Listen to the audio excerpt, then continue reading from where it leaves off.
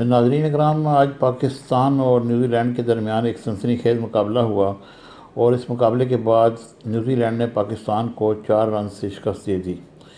Sheikh Syed stadium में खेले जाने इस मैच में न्यूजीलैंड ने पाकिस्तान को जीत के लिए 176 रन का आसान हदफ दिया था, लेकिन पाकिस्तान की बैटिंग लाइन लड़खड़ा गई और एक छोटा सा हदफ पहाड़ बन गया।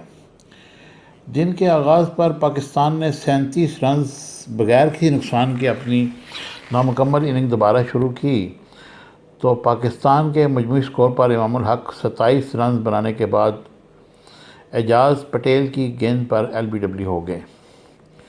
पहली विकेट गिरने के बाद मोहम्मद हफीज़ 10 रन बनाकर 44 के मजमूए, जबकि हारिस सोहेल 4 रन बनाकर 48 के मजमूए पर आउट होकर पवेलियन वापस लौट गए। तजर्बाकार अज़हर अली और असद शफीक ने टीम को संभाला दिया और 82 रन की अहम पार्टनरशिप कायम करते हुए टीम को मुश्किलात से निकालकर जीत की राह पर गामज़न किया। ताम खाने के वक्फे के बाद असद शफीक आउट हो गए। इसके बाद खेल दोबारा जब आगाज़ हुआ तो बाबर आज़म 147 के रन पर आउट हो गए।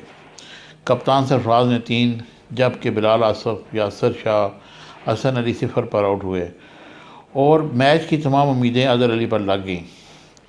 हदफ से 5 रन केवल अज़हर अली एजाज़ पटेल की गेंद पर LBW हुए तो पाकिस्तान की इनिंग का ख़ात्मा हो गया। नाज़रीन इकराम, पाकिस्तान के लोग क्रिकेट के साथ बहुत दिलचस्पी रखते हैं और एक जुनून की हद तक लोगों को क्रिकेट का बुखार चढ़ जाता है। लेकिन आप देखें कि जिस तरीके से हमारी टीम आउट हुई और जिस तरीके से एक आसान मैच हार गए, इससे बहुत सारे सवालात ने जन्म लिया। मैं कहूँगा कि इस मामले में पूरी तहकीकात कराई जाए। कहीं ऐसा तो नहीं कि टीम के अंदर कोई रिफ्ट मौजूद है या कोई ऐसी चीज़ें मौजूद हैं जो सामने नहीं आ रही, क्योंकि इसकी तमाम इस्टेब्लिशमेंट चेंज हो चुकी है और नए लोग आ चुके हैं जो इस नई टीम लाना चाहते हैं। बारकैफ इस पर एक इंक्वायरी होनी चाहिए और पता चले कि ये पाकिस्तान की टीम ये मैच क्यों हारी।